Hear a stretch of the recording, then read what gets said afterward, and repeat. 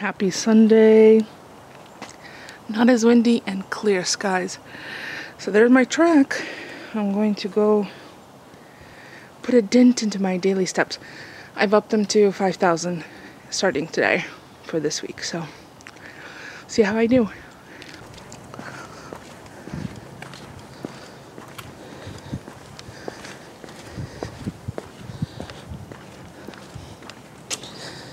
I kind of zone out when I do this.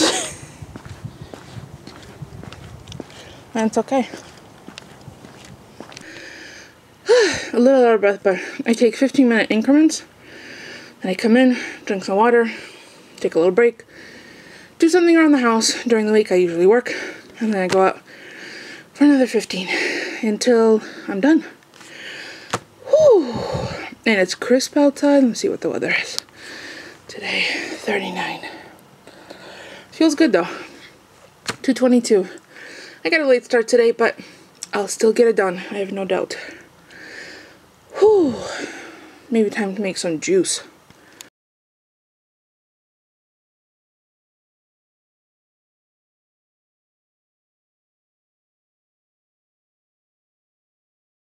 So it's Meatless Monday, and I'm making dinner. I know it's early, but it could sit on the stovetop and wait for Polly to get home. So it's leek and potato soup.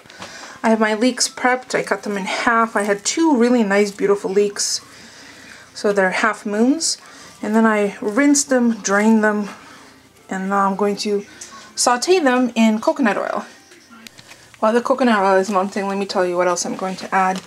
Yesterday for dinner we had roasted potatoes, and that's the potato I'm going to use. And there's some green beans, so that's going to go in as well.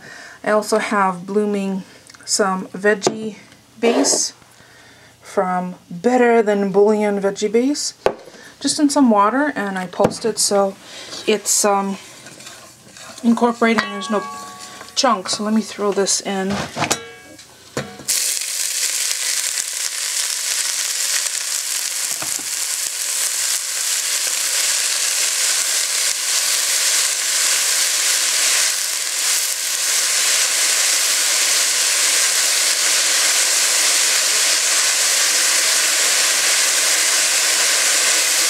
They're going to cook down quickly. Let me get the rest of that out when I put the camera down.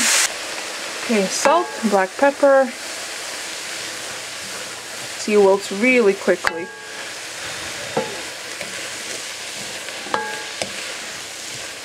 And just as it starts to become a little translucent, I'm going to add the liquid, which is I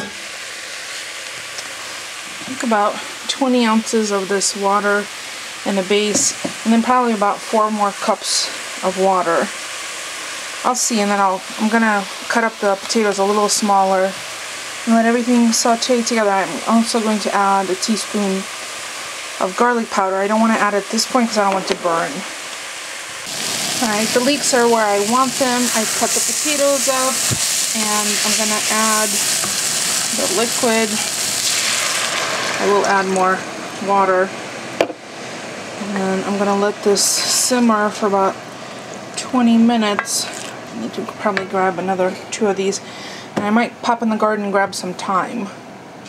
Alright, so that's what this soup looks like with 6 more cups of water in addition to that that diluted vegetable base.